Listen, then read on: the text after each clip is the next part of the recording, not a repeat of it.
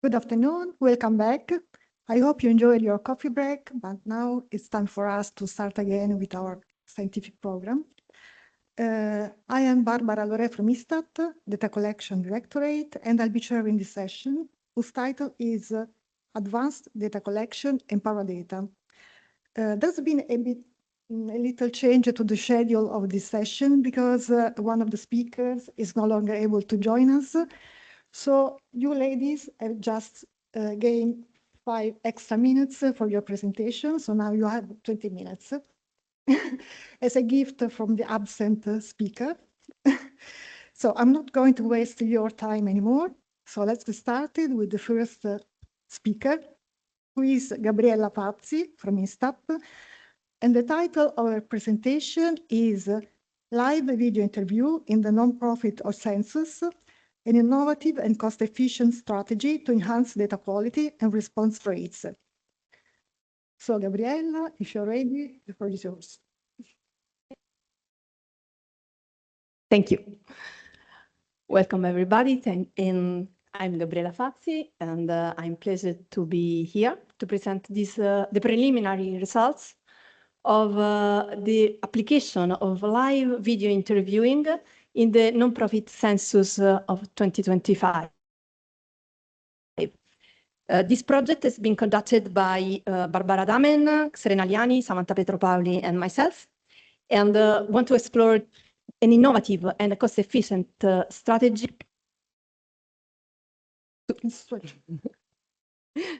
to enhance data quality and response rates. In the census,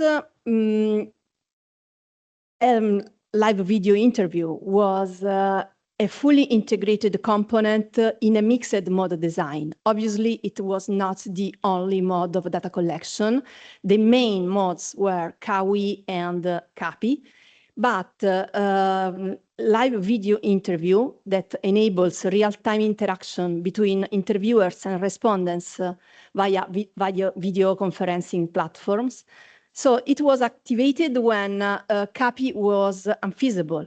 For example, for very remote units that requested an interview, or when it was difficult for the respondents to have a face-to-face interaction with an interviewer. So upon explicit respondent request. Why integrating another mode? Because we want to find a way for the increasing challenges in survey participation, and also to optimize operational resources, because KP mode, as you know, is really costly. Which are the operational challenges that we have to face? First, one is the digital divide. A lot of units maybe have a lack of connectivity or suitable devices. We will talk a lot about what is a suitable device for live video interview. For the interviewer, it's more difficult to maintain respondent engagement compared with face-to-face mode, but is, as we will see, more easier compared with the CATI, with the telephone mode. The interviewer control over remote environments is more difficult, and we can encounter technical malfunctions that could delay or prevent completion of the questionnaire in one single session.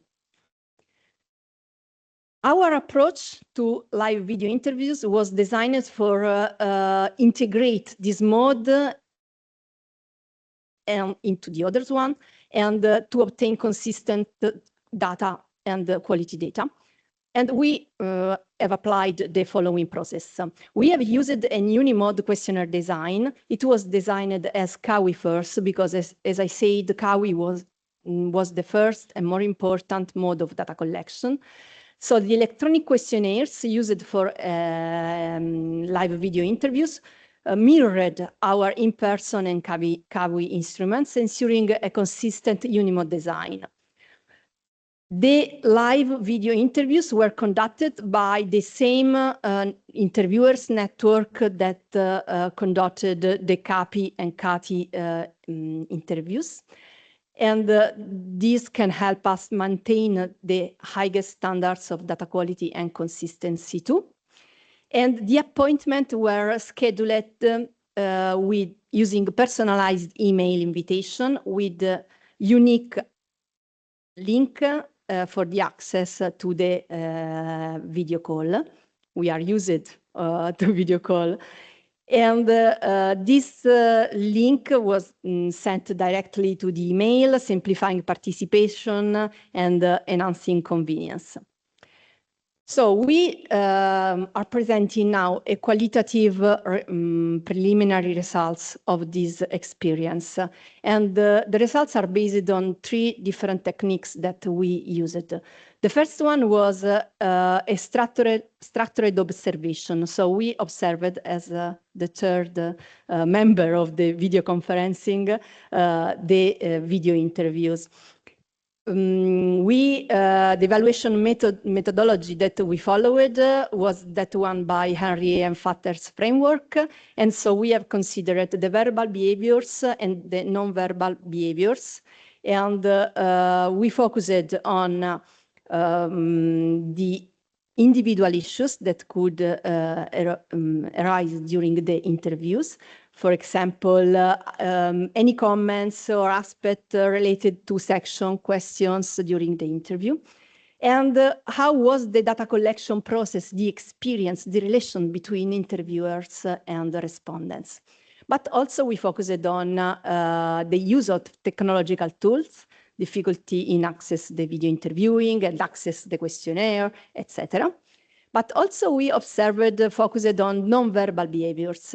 All the aspects related to shared reading, who read the text, the interviewer or the interviewee, the correction that the interviewer, the respondent made during the interview. For example, observing that the interviewer just checked the wrong bullet point in a long list, for example, or inserted in a complex table a wrong number. So it was a very live interaction, and all these verbal and non-verbal behaviors were observed. The aspect related to screen sharing, the visual presentation, and the quality of internet connection were also observed. So the main results of this qualitative observation. The screen sharing adopted in all observation enhanced a lot the engagement of the respondents. It made a great difference if the screen was shared by the interviewers or not. Because if the screen is shared, the respondents have completely another experience. They can listen and see the screen and the questionnaire. And it makes a difference when you have big tables as to filling in with a lot of numbers and calculation and percentages. So it makes a difference. The pace of live video interviews was lively and fluid, more than a CATI interview. And it was, as I say, the collaborative handling of complex questions. For example, the 3.5 is a question about the number of employees divided by gender and age and blah, blah, blah. So very complex questions were handled together, and it was very efficient. The data accuracy and respondent commitment, we observed a strong respondent engagement and the intention to provide accurate data. Maybe it was because any stat researcher were observing, the observer effect is always there, but we also observed very professional interviewers there. And LFI format was preferred for understanding questionnaire item for the complex one. And as I said, also soft validation errors was handled jointly with real-time correction. What happened during the interview that in complex questionnaires, sometimes if you give inconsistency answers, some errors appears. And that's a break-off point when you have a CAWI. In this case, there a cooperation, an active cooperation between the respondents and interviewers was on the field, and the interviewers was able to explain what happened and why, and the respondent was able to give a very accurate answer. Technical limitation that we observed, slow connection, sometimes impaired questionnaire display, and sometimes the interviewer rely on free, even if they were equipped with Teams and other, they used a connection with limited amount of time. And sometimes our questionnaire filling in lasts more than 1 hour. And so the connection expired and they had to try again. The second technique that we have used is the classical debriefing with the interviewers. We asked them how they copy with complex questionnaires during the traditional way, CAPI and CATI mode of administration.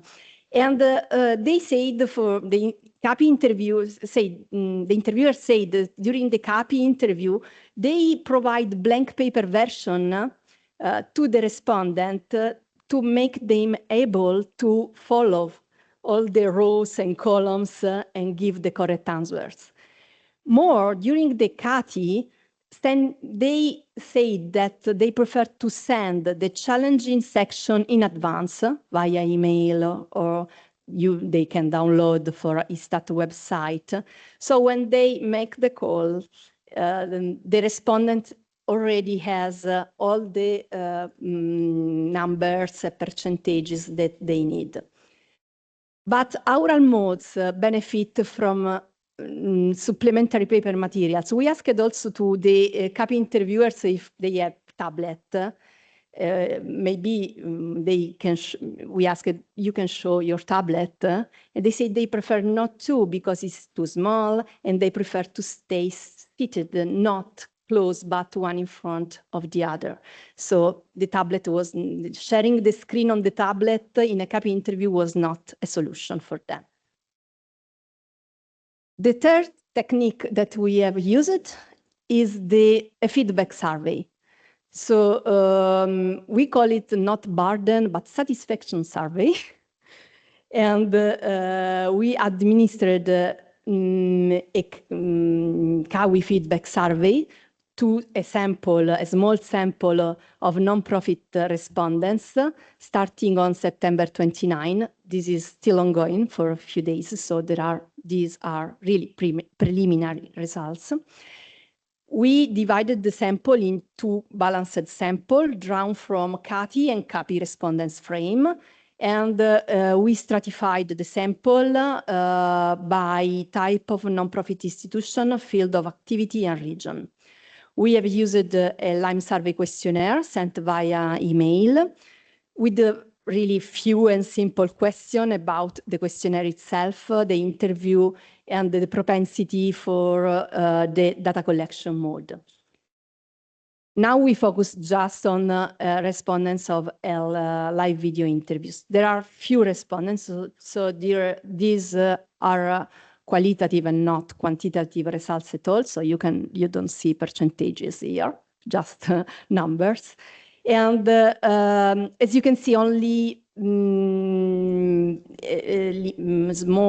a few respondents use laptop. Mostly response use smartphone. This is not the ideal situation because we want to share the screen on a big screen. The propensity, no one of live video interviewing respondents would have preferred other modes of interview.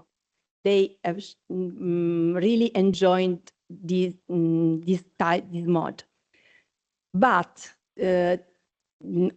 mostly half of CATI and CAPI sample respondents would have been available to take part via live video interviews. Most important, the semantic differential. We asked with a semantic differential to evaluate the interaction with the interviewers, and the general experience of answer our questionnaire using this semantic differential with pairs of opposite adjectives, boring, interesting, too long, not too long, etc. And all the answer of live video interviewers respondents are slightly more biased towards the positive adjective than those of CATI and CAPI respondents. And CATI respondents give the most negative ratings. So the experience during the CATI is not the best. So the lesson learned, cost and remuneration. We have not the number of live video interviewing that we expected because we paid the live video interviewing as much as the CATI. Obviously, the organizational burden for the interviewer for organizing live video interviews is much higher. They have to contact, to have an email, to send the link, to assist the respondent, you know, can you hear me? No, I can't. Can you see me? Lower connection, Wi-Fi problems, etc. So CATI is more easier for interviewers. So but we know that the quality of live video interviews is higher than CATI, maybe comparable with CAPI. So maybe we can pay something more for live video interviews. This is the lesson that we learned. Data quality and technology, screen sharing makes the difference because it reduces response order effect, simplifies the administration of complex questions, such as matrix questions. So we should encourage respondents to use devices with a wide screen, rather to maximize screen sharing benefits. We should push on that direction. Interview pace can be accelerated, but it is best not to overdo it. And because it can be accelerated, because when the respondent can see and listen, sometimes they anticipate the answer. They read by themselves the answer categories, as they do during the CAWI. It's a mix of CAWI, when the screen is shared, it is a mix of CAWI and CAPI mode. It can take the benefits from the two modes. Okay, this is the last slide. The conclusion, so this mode can be used not alone in a mixed mode design. Maybe it can be very valuable to assist respondents that don't have digital problems, because they should be able to answer. So they can answer maybe by CAWI, but maybe during the CAWI filling in, they encounter some problem with our questionnaires. And there they can call maybe a team of interviewers that can support them in filling in with high quality data during the filling in of the questionnaires, solving maybe some error messages that interrupt the compilation and causes break-off. This should be respondent-oriented, so it can be very valuable if you use it on request of respondents. And it is resource efficient because obviously the costs are much lower than a CAPI when you have a sample that is on a huge, very large territory as Italy is. And maybe you should just go on the top of a mountain to collect one interview from one respondent. It is very costly. So there is a potential to extend this approach maybe also to other establishment survey, even if they don't have a CAPI network, as a support for maybe difficulties during the filling in of the questionnaire. Thank you.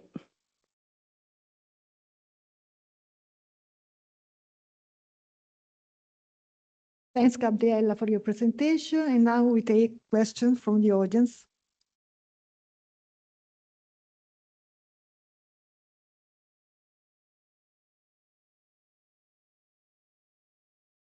Thank you for this very interesting presentation.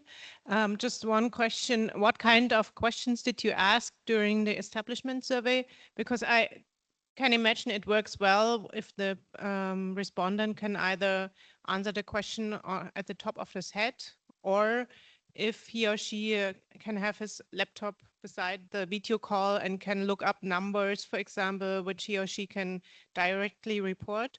But I imagine this is nothing for a survey where you have to hand out, pass this survey to another person because you're not the expert on this topic. In the questionnaire, there were also questions that needed support maybe of other people in the organization. Obviously, we asked to arrive at the interview with the interviewer asked to arrive to the interview session with all the information collected, but it doesn't happen so frequently. So this is another advantage of a live video interview from my point of view, because in 2 or 3 of the interviews that I observed, they interrupted from the data of, a number about income or something more detailed. And they started again after a few hours. And it was possible with a distance interview. With face-to-face is more costly for the respondent. So in the questionnaire, it's very long, 7 sections, and some of them necessity of data, punctual data. In the advance letter, we also say you need to prepare this and this and this documentation before the interview. But it happens sometimes. We had very strictly and precise respondent with all the data prepared, but sometimes it doesn't happen. But with live video, you don't have to come back physically, and this can help. Any other question?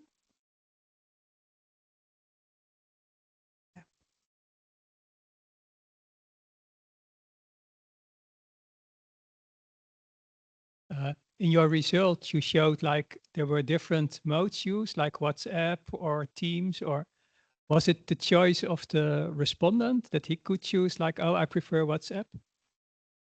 Yes, it was on the respondent. In an experimentation that we did, but on household surveys, labor force surveys, and the census, we adopted just Teams. And all respondents were obliged to use Teams. And this helped interviewers because they should know very well just one instrument. But during that experience, the respondents say, oh, I never use Teams. I have Meet or I have Zoom. I don't want to download another software. I want to use mine. So in this one, we said, okay, we can allow about that. And so we tried to follow the respondents' necessity. But you sent a link, so then you asked before, what mode do you prefer? And then you sent a link afterwards so that it's for that mode. The interviewer made the first contact by phone, usually. And during this contact, all this information were collected by the interviewer directly. And he managed the connection with the interviewee. Okay, thank you. That's You're clear. welcome. Can I ask one more question? Yeah. Oh, sorry, Chair. In your results, it was obvious that the live interviewing it's better for quality, Mm-hmm. but it's also more costly.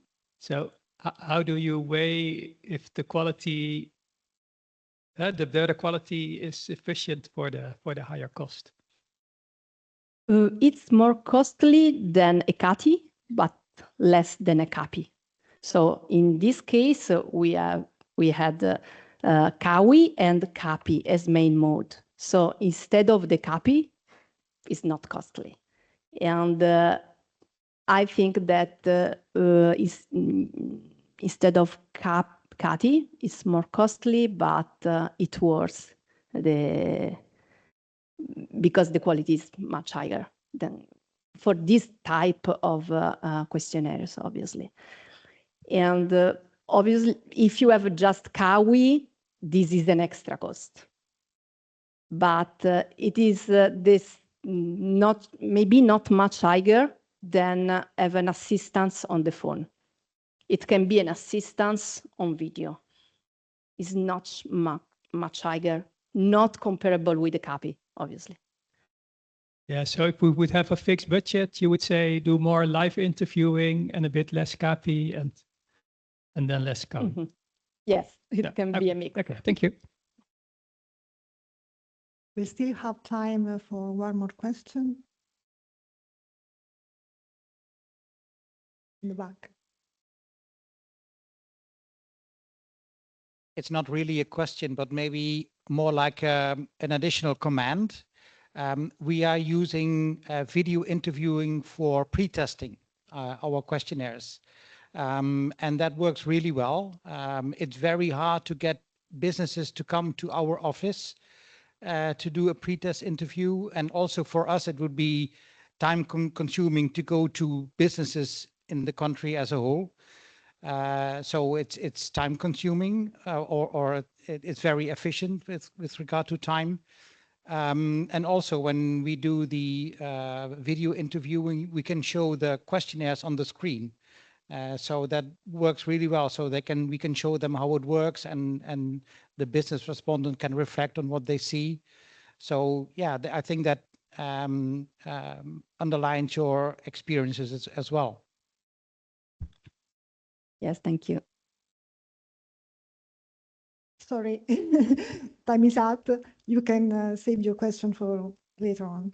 Now it's the turn of our second speaker, who is Corinna Koenig from IAB, Germany. And the title of her presentation is Visualizing Respondent Level Paradata, taking a closer look at the IAB establishment panel.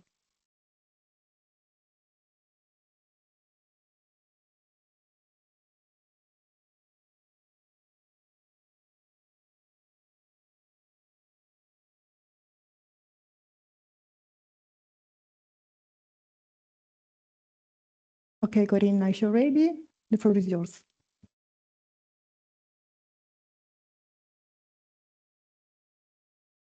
So good afternoon. I'm ready and the slides are also ready, so we can start. I will present our work on Paradata, and the title was already mentioned, but I will repeat it again. So we are working on visualizing respondent level Paradata while taking a closer look at the IAB establishment panel. And we do this because we want to get more information about the answering process of establishments. And we also look at the differences by mode. And this is joint work with 3 other colleagues of the IAB. And our motivation is that you all know that we have rising challenges in conducting surveys. We have decreasing response rates, we have tighter budgets, and even the data quality in mandatory surveys is decreasing. And you all know that there are methodological efforts to increase participation, like mixing modes and data donation and other special software solutions. What we want to do is that we want to use a type of data which is already available while respondents answered the survey. And actually the next steps I don't have to mention here, because you all know that establishment respondents are special. They're different from individual respondents as they represent a whole establishment. We ask many facts and not opinions, so they have to check the records for many factual questions. And usually with increasing establishment size, they have to contact more colleagues to get the right or the best fitting information for the survey. And I think it's also a general assumption that they prefer nonlinear response process over a linear one. And right, what we want to answer and what we start looking at is that we want to get insights by visualizing paradata of the answering process. And today I will present our current status and its ongoing work. So yeah. So the data we are using is the IAB establishment panel. It's a pretty old panel from 1993. And it has several topics like employment structure and development, investments and innovations, and many more different sections. The sample or the population are all establishments in Germany with at least one employee. And we are using data from 2022. And the sample existed of about 14,400 establishments. I want to mention the term paradata, how we understand paradata. And we go back to the very first definition of paradata, which is called a byproduct in a data collection process, which is automatically generated by the survey software. And we also use the term that Rea introduced. We called it respondent-side paradata because they are made through the respondent while answering our survey. And so we have timestamps and durations, and we have several information of our special features in the survey. And we know when they clicked on some answers and so on. But before we have a look at our survey, our software, I will introduce you the data collection process we had in 2022. So usually the yearly panel consists of two different samples, the panel respondents and the refreshments. And the panel are just those who repeated in the previous years, and the refreshment are the newly sampled establishments. The data collection mode for the panel where they got a they were asked to take part via web as first mode, and they had the option to fill in a paper questionnaire, which they also received by mail. When they did not answer, so it was non-response follow-up by an interviewer mode. It can be either CATI or CAPI. The refreshment got also an invitation, and they were asked to take part via an interview with an interviewer first, and web and paper was only possible on demand if they asked for this. In today's presentation, we will only focus on the panel sample because it's too much information. And we defined our cases to be respondents that at least completed 80% of our survey. They had to submit the questionnaire at the end, so they intentionally had to submit it. And if they also answered two main questions of the questionnaire, which are very important. And we use only pure web or pure KI case. It was possible that they can switch, but in this analysis today, we only use web cases, 4,500, and KI cases about 6,000. So this is our software. It's a screenshot, and it's in German, I'm sorry. But you can see on the left that there is a tree view. So they have the different, they can click on the different survey sections, select a special screen or something. You can also see that we have several software features like using a calculator function to, when they press on this button, they can even delegate the questionnaire within the software to another colleague and ask the colleague if he or she can answer screen number 5, for example.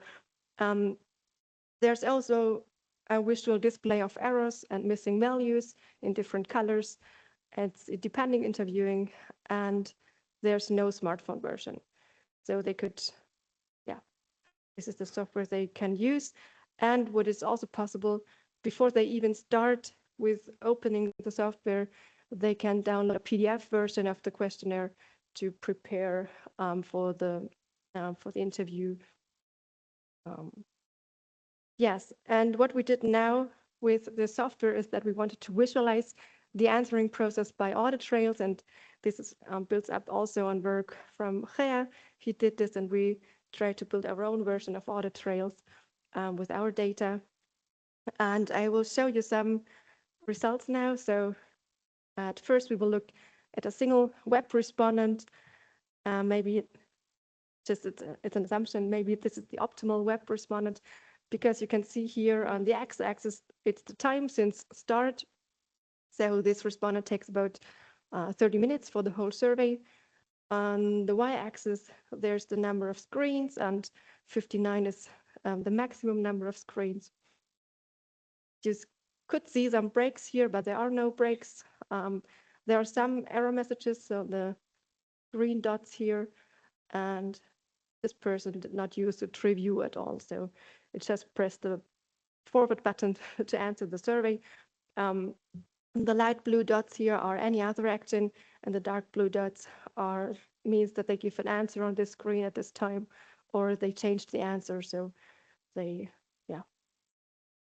So I guess this is an optimal respondent. But we also see audit trails like this. So it's again a web response style with this time multiple tree view use and breaks. So the red line is even a lockout. You can see breaks here and pretty long breaks also here, about 99 hours until they came back to the survey. You can see several error messages here, and maybe the respondent found out throughout answering the survey that there is a tree view, so the number of tree views increased over time. We thought it's pretty interesting that response styles can be so different, and also it's about 300 minutes for answering. This is just a very, very high number. The next one is an interviewer, and this interviewer has a response time of about 15 minutes, which is very fast for this survey. And we can see that the interviewer uses the tree view very often, and has no error messages, which is also good. And this is something we can also see. So we have another interviewer who answers the survey in about 15 minutes, and then it seems that the interviewer double checks the screens again. Maybe the answers jump back at the beginning, the very first screen, and look at the screens again. And now we had all the audit trails for every respondent, and we were asking ourselves, what do we do with this information? And so we came up with some indicators to summarize all the information we just saw in the audit trails. So we will look now at these indicators. It's active processing time, it's number of breaks, number of tree view use, number of handling errors, number of edited answers, and the share of dropouts. And at the end, I ask you if these indicators may be related to data quality. So we look at the indicators, always differentiate by mode. So active processing time, we look here at the median, and the median for web is about 15 minutes longer or higher than for KI, the computer-assisted interview mode. So it's web takes longer. And the number of breaks, so 55% of web respondents take at least one break, and a break is defined of a break larger than 10 minutes, longer than 10 minutes. And the KI, only 40% take a break. Preview use is more often in web, 84% versus 75% in KI. But if KI uses tree view, then we more often see a nonlinear use of tree view, which just we can see it here. So the left bar plot is the KI cases, the right one is the web cases, and we can see here that if they use the nonlinear tree views here, it's much higher, the share of the share of uses of nonlinear tree views. compared to web. So in general, web uses tree view more often also for linear navigation, just to come to the next screen instead of pressing the forward button. Then we come to the errors, and our survey generates a lot of error messages. So in web, at least, or 87% got at least one error message, and about 60% in the KI mode. But what we also see is that if we look at the share of 0 ignored errors when they submit the questionnaire at the end, then the share is higher in web, which means that KI, so the interviewer, ignore more errors and they just did not answer or did not correct the errors. And web does this more often. When we look at edited answers, so we just check if a given answer was deleted again or changed or something else, then it was more often in the web mode. So here the median is 12 edited answers compared to 8 edited answers in the interviewer mode. And the last indicator we looked at is the share of dropouts. And here we have about 6.6% in web and 1.5% in the interviewer mode. And I thought it will be interesting when they drop out of our questionnaire. Here again, the green bar is the interviewer mode and the blue one is the web mode. We see here that most dropouts in KI are before the questionnaire begins. So it's on the very, very first screen, which is about the data privacy agreement. They did not even start the questionnaire. But for the web respondents, the dropout is more constantly throughout the survey. And there are some specific screens with a higher number of dropouts, like here, the first one is the very first screen of the real survey. Then they drop out. And the two more are because of burdensome questions, very long questions, very much details are asked at these two screens.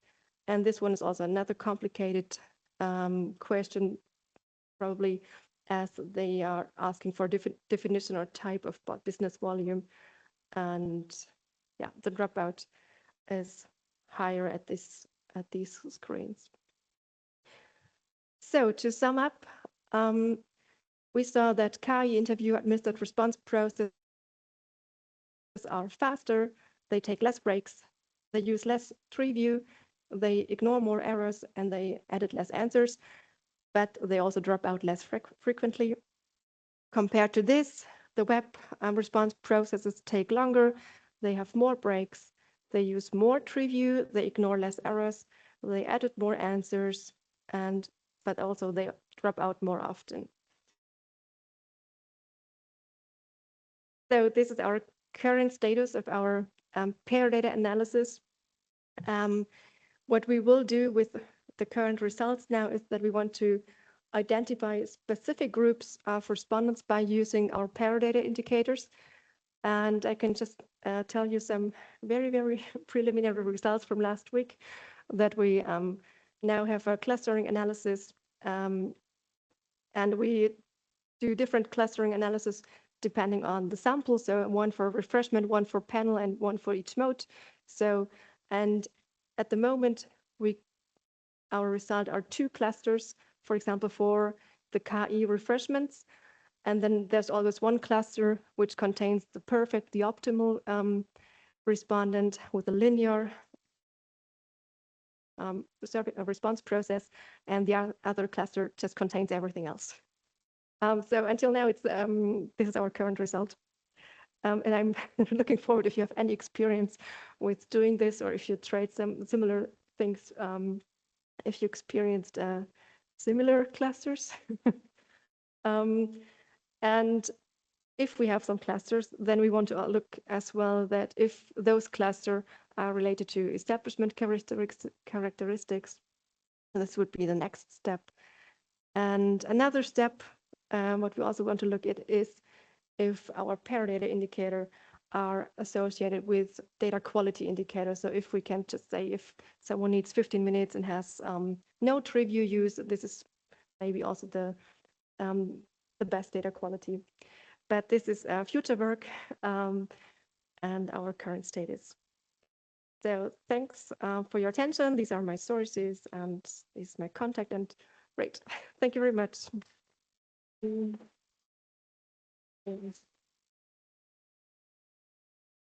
Thank you, Corinna. And now it's Q&A time for you. Any questions?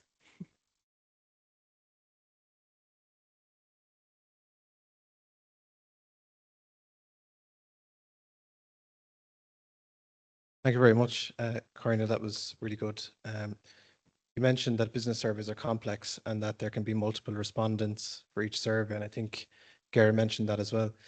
I'm interested in the delegation feature. Do you know how that's used, and potentially are those breaks because they're using the delegation function? Thanks.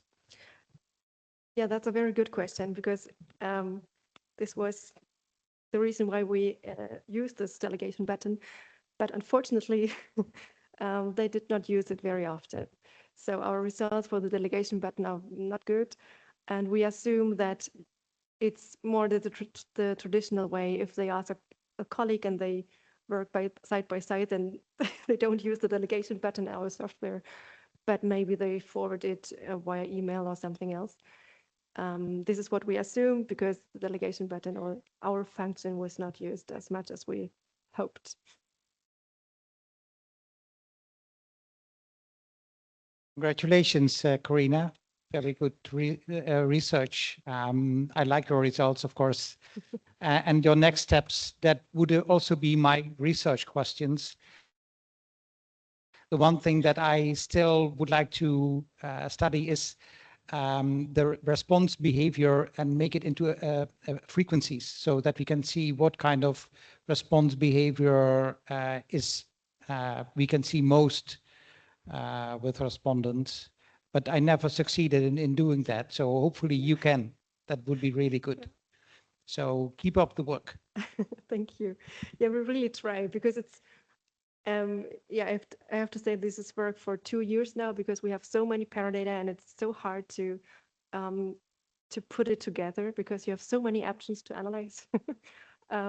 Yeah, right. It would be very nice to have numbers of respondents who use the review, or how many really use the features. Yeah, we keep on working.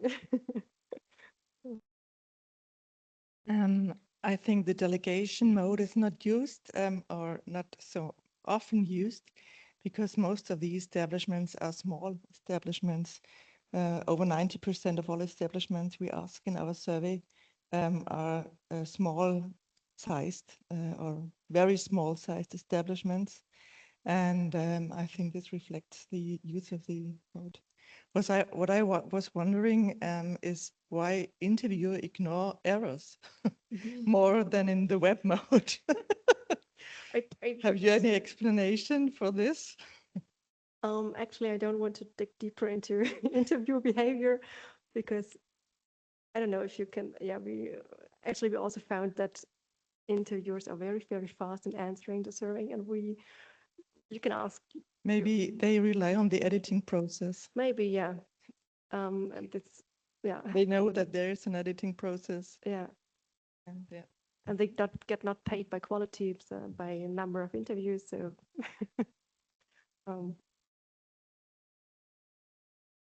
Any other questions?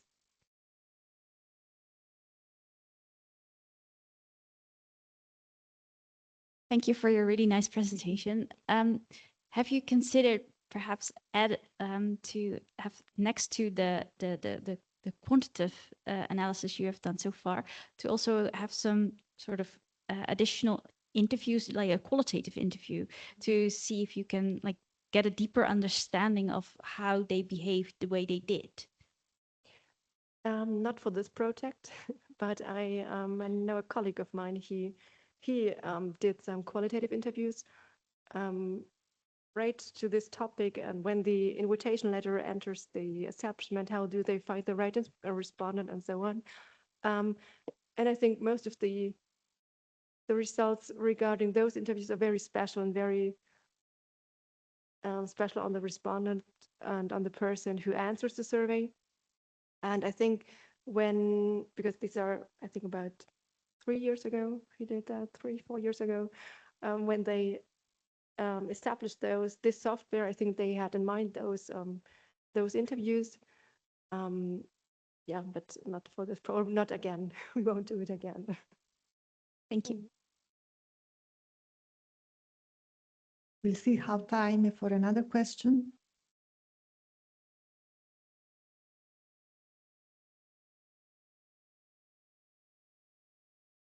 So that is probably just one idea among the many ideas you mentioned that you could analyze with the Paradata. But I was wondering whether you looked at not only the dropouts but also the breaks and what items come right before the break, because I think this could also be an indicator of asking a colleague, but not via the forwarding function, but by just calling them, as you said.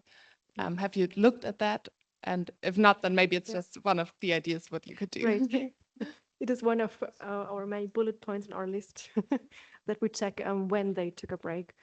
Right now, it's to get a summary or to get an overview of the difference of the response styles, and we try to summarize the results. But yeah, that is something we want to dig deeper, because there are some very complicated questions, and we will check on these special screens if they are correlated with taking a break on this screen. Maybe I will just add up on that to start into discussions, because I think I mean, in the end, it's not about knowing is the one thing, but using the information to improve questionnaires or improving the whole questioning process. And I think this could be something, or if you know that there are certain items where they always have to go look things up, then maybe that could be used to, sometime today there was the idea that you could ask or to ask for certain information before the survey starts, or give like a heads up that you will ask for certain types of information, and maybe that could inform ideas like that. Yeah, that's right. Yeah. Joe, only if you have a very easy question to answer. Okay. Thanks, Karina. That was great. Just a clarification question. You said you restricted the data to they had to answer or they had to see at least 80% of the questions, and then they had to submit the questionnaire at the end. But then you showed some results of breakoffs, especially in the interviewer surveys, in interviewer-led survey, where there was a lot of breakoffs at the very beginning of the survey. So they didn't see 80% of the questions, did they? Or they didn't? You mean the audit trails of the interviewers? Yeah. Yeah, they answered very fast. Oh. They saw all of the most important screens. They answered the most important question. They were just pretty very fast. But then you showed this they broke off at the very beginning of the questionnaire. Do you mean the dropouts? Yeah, the drop. Yeah, here. Yeah, right. This is the dropout. Here we don't use the same respondent definition. So for the dropouts, we had another definition, so we excluded all those we defined as respondents. Okay. For this analysis looking at dropouts, but that's the only slide. Okay. In all others, it's the same. Got it. Thanks. So. Okay, now we have a few minutes for general discussion. You go first. I didn't forget you. No. Okay, so you ask later. Okay. Any general comment? Curiosity?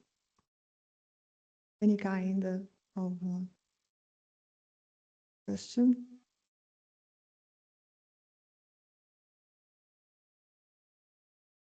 So maybe you can ask.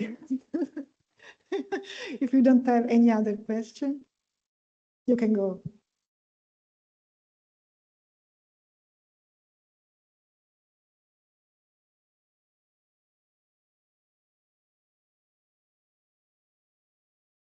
It is a very good way, interesting new way to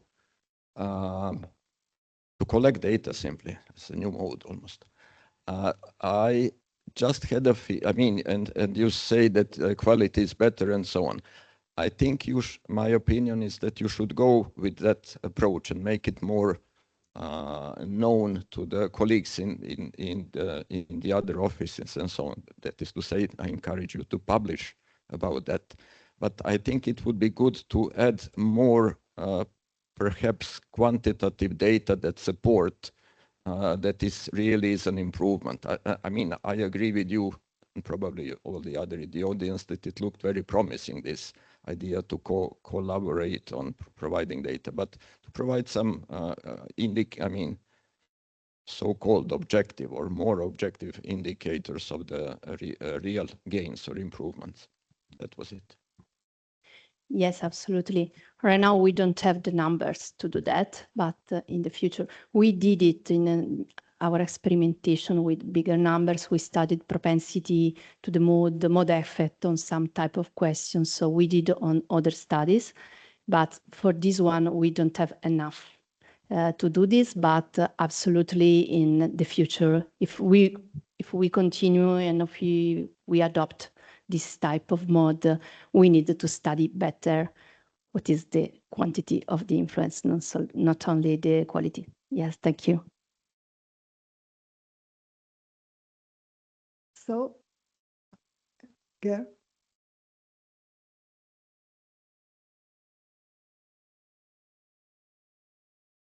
Well, just an idea that crossed my mind for Corina. I was thinking, but I'm not an expert, maybe AI could help in analyzing paradata and finding patterns in the data. I don't know how that could work, but maybe it's an idea. Yeah, thank you. We thought the same way. We even thought maybe there's an AI which where we can use our audit trails, because this figures if there's an audit trail you can cluster. But until now we did not find a good an AI that fits to our problem, and we did the traditional way. But yeah, at the moment our clustering analysis it's a robust clustering analysis, and we account also for the outliers we have in our data. So at the moment it's the best version of clustering analysis we have, but yeah, we keep this in mind. And if anyone else has an idea, just reach out to me. Okay, unfortunately, time is up. I thank you, speakers, for your interesting presentations, and I thank you for your lively discussion you brought to this session. Thank you.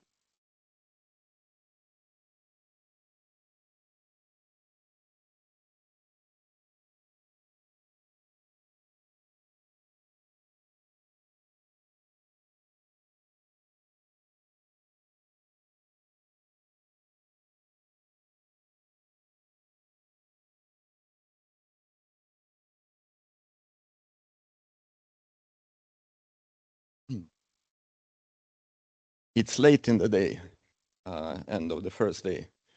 Still, if you are not completely against it, you can also put the screen so that it's there. It's coming, yeah. I really would like to use the opportunity to, not me, I mean, I and the steering committee would like to use the opportunity to get some input on our work. We have the chance to discuss with other people very seldom, every 2 years. So input would be very appreciated. And yeah, we can begin. I don't know what I have to do to get the first screen. There it is.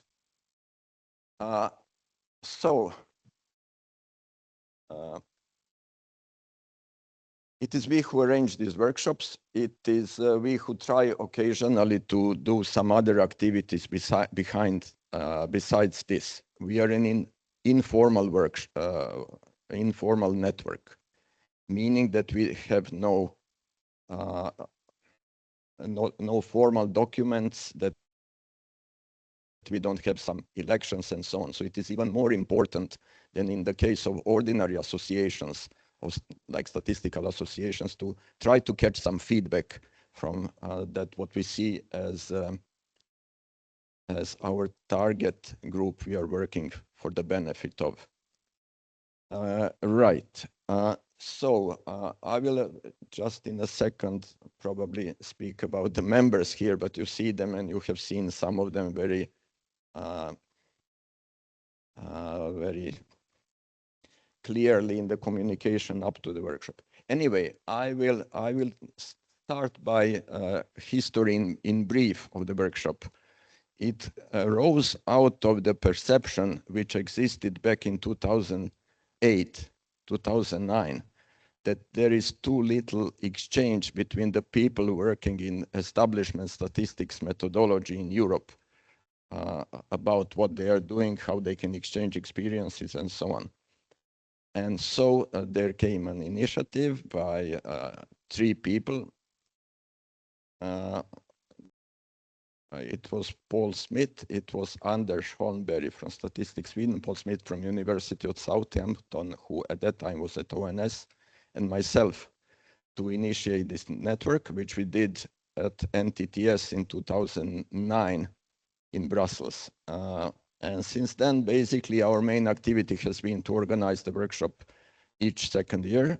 And then we have tried different other seminars and courses occasionally. I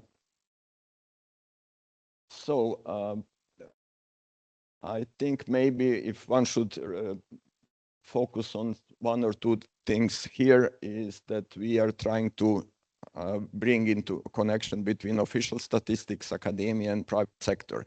We are mostly successful in getting the official statistics people to join the network and be active in the network. Then we have slightly less from research and almost nothing from the private sector. But that's how it is. Now, things have changed since 2008. To begin, I mean, I will not draw the history and so on, but there is more exchange now within establishment statistics in Europe and outside Europe and between Europe and other parts of the world now than it was in 2008. And it's far from only the effect of NBES being in place, but NBES has probably contributed in part to it. So that's what we do. In the end, which is coming in 5-6 minutes, I will have some topics for discussion, and that's where I'd like your input, where we would like your input. So there is organizationally, there is a steering committee that you see here in front of you, except for 1 person more, who is Alina Matei, professor at University of Neuchâtel, if I'm not misremembering, who is also in the committee but couldn't be here at the workshop. Optimally, as it's written here, all 3 times are represented, and basically we do have, with Alina, we have 2 types, and me, actually, if you count me, but I shouldn't be counted then, as a consultant from the private sector, then we have all 3, but I wouldn't say that I'm representative of the private sector. Anyway, we meet approximately once a month, a bit less frequently than that. We ensure continuity of NBES, maintaining the website, the repositories, and we initiate NBES, and then when we initiate NBES, when we initiate the workshop, we set up a program committee and an organizing committee. And we have some roles. So we have a chair, a treasurer, a scientific secretaries, if there are some, and so on. So Liam, you have seen the most in your emails. He is a communicating person. He is helping on the website.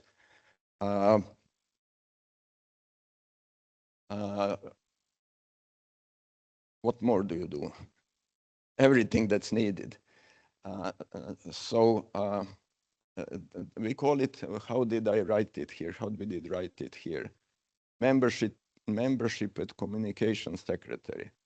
You have also been a webmaster, but that is now shared more and more by you.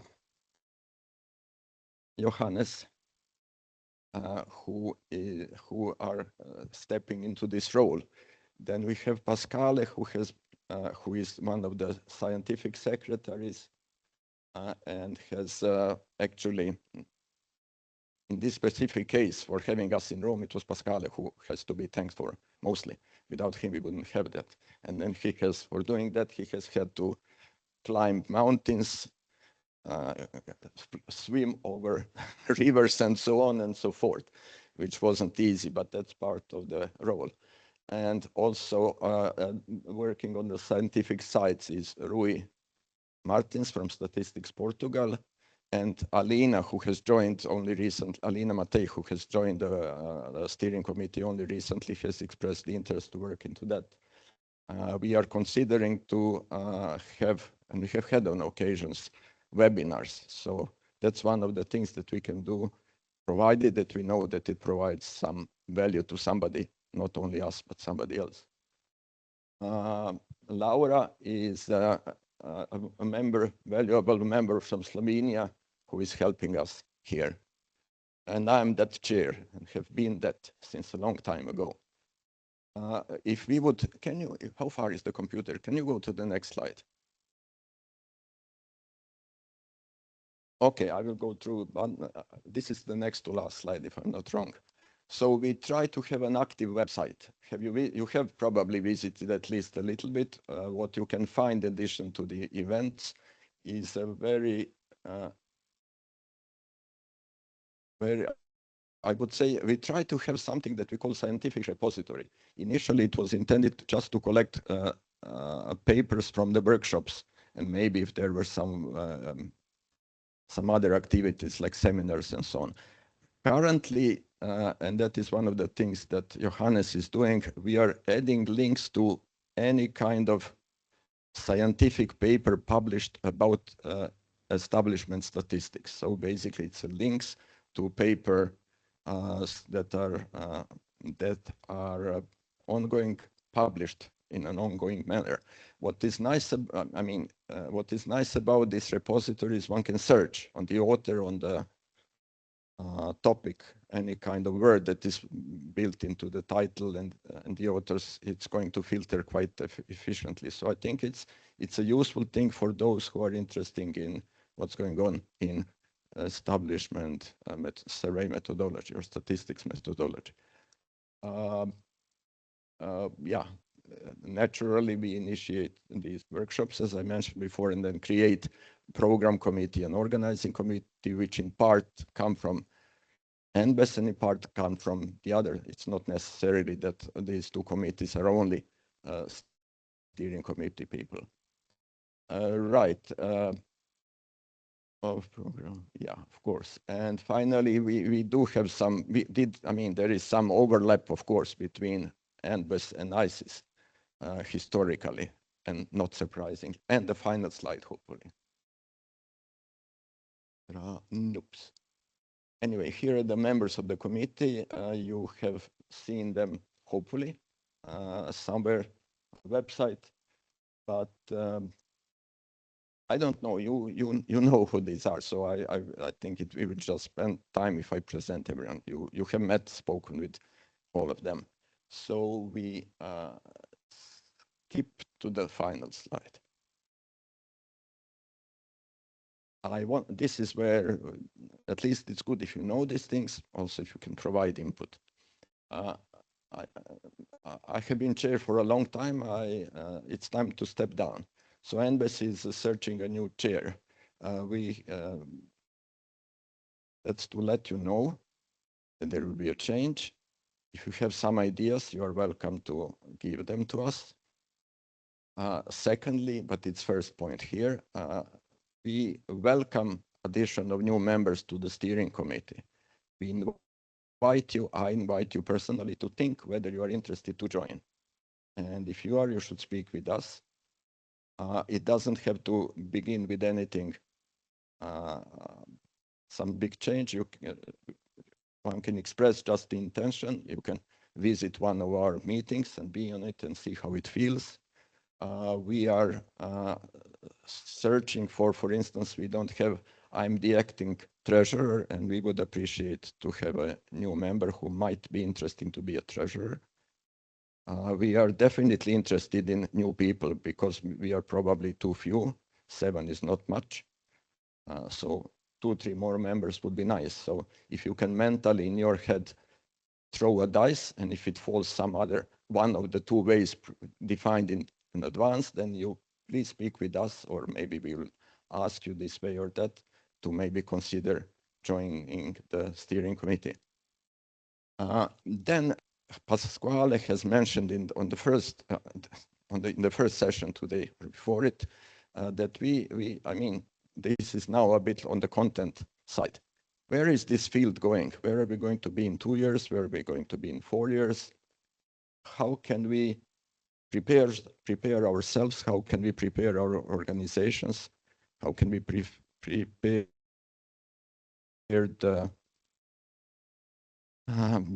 our profession for what's coming? I actually didn't premeditate the question that I asked Salvatore and Paolo, and who was the third, about this, but I think that if one doesn't position oneself properly, one might start losing against those who are less, in theory, less competent. But if they are faster, I mean, timeliness is also an aspect of quality of statistics. They might be there first, even if they don't follow the rules that our field accepted for almost 100 years. So it's a little bit pace to think in advance and to initiate such kind of activities or continue with such kind of activities that are aligned with that. So I will stop here more or less, except for one last thing. How do we stay in touch? I personally feel that I don't have enough input in these 2 years. Okay, I'm stepping down, as we know, but still I have a feeling that I don't have a good input, and maybe those who continue will feel the same. How do we stay in touch? I was, during one month, I was thinking of something that I, in my mind, called afterworks, virtual afterworks. Namely, without any special topic or reason to have a meeting every quarter of the year or something, and see those who are free. No, one doesn't have to prepare anything. It's just, and you don't have to take your own drink with you. It's just a virtual after work. I mean, just to see what's going on. But I don't know. Then we decided on the steering committee, because I had that idea sometimes in the spring, that we will ask you here about that idea. So if you can think of that now or give that as a feedback in the evaluation form that we will have after the workshop or something, you're welcome to say it. Well, that's that. And if I don't know, do my colleagues want to add something?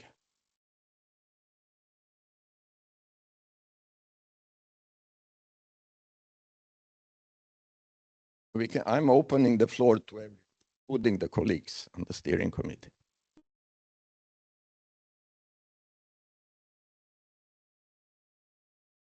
Thank you, Boris.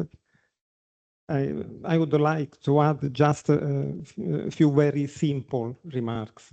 As you said, all the main things we have to present and to discuss. The first aspect, main remarks concern mainly the future of our scientific program, scientific activity during the next 2 years. And in particular, a very simple consideration regards the necessity to strictly link the research agenda we are planning to the results of this workshop we are carrying out in these 2.5 days. So it's very important to link our research agenda to this workshop. A second discussion point we would like to propose concern the role of new technologies. Our life is involved by a lot of new technologies. Our life, private life, and our work is changing at a very fast pace. So we have to consider this situation both in our research activity, but also in our organization. So I think also in the organization of the activity of the MBES committee, we should consider major role of new technologies. Third point is a point that has already applied in the past. It concerns the possibility to have a specific workshop or we can say webinars during 2026. In this year, we don't have scheduled any workshop in presence as this one. So we could repeat the experience we had in the past to organize thematic webinar. I saw that also other committees, for example, BDCM, as Ger can confirm, organized a thematic webinar that I found very useful, very interesting, both for the topics that were considered and also in order to keep the attention on the activity of the MBES committee. Just a last remark concerning what you, Boris, are discussing this morning. We have to consider that the quality management models are changing. In the past, 20 years ago, we had the total survey error model. This was the only model we used to evaluate the quality of our activities. Now, as we saw today, we have administrative data, so the field is extending. And now we have a machine learning. In fact, there are already models that are called machine learning TSE models. So I think we have to follow, but also to contribute to this discussion. So I think this is another interesting topic to follow. Thank you. Sorry if I was long.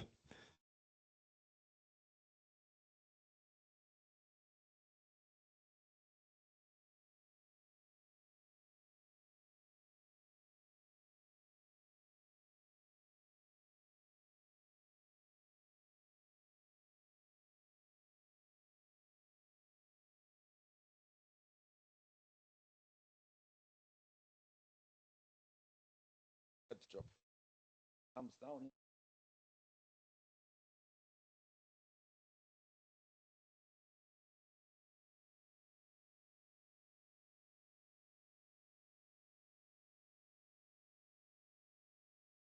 Am I not loud enough? That mic is better. Okay. You are welcome to speak with us when you drink something, when you eat cake, or when you drink coffee and so on. Give us input. That's the only thing I really want to ask you. Please give us input. Don't stay silent. It's boring on this side. One cannot know. Nobody can read others' minds. So let's communicate, please. That's the only thing. And if you have does anyone have any question that we should respond to now? If you have, let's use this opportunity before.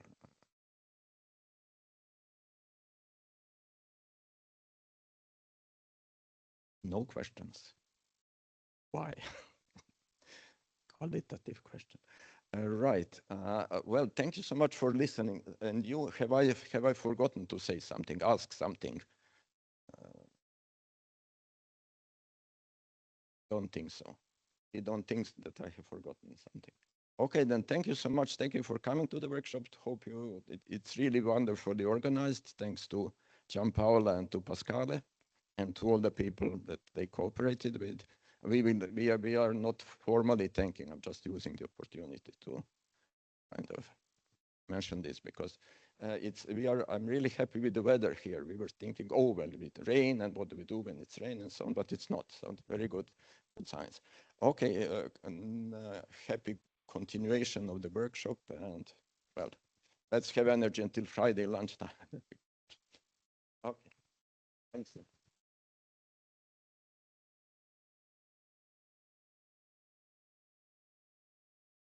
Please, just a last communication.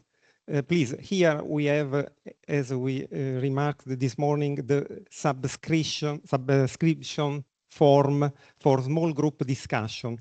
So please, when you have a clear idea, subscribe your name in this form. And then you have also this QR code to use the application Slido to suggest proposals for the next workshop. Thank you. Gianpaola, we will see tonight.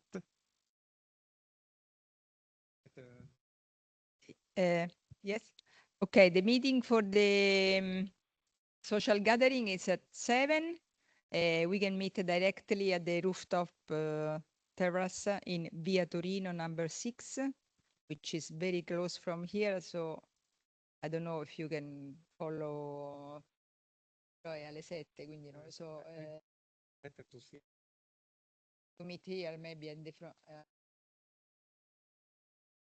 Maybe it's better to meet, I mean, if you arrive in time, to meet at the entrance, so Via Balbo 14, and then you can go together to the terrace.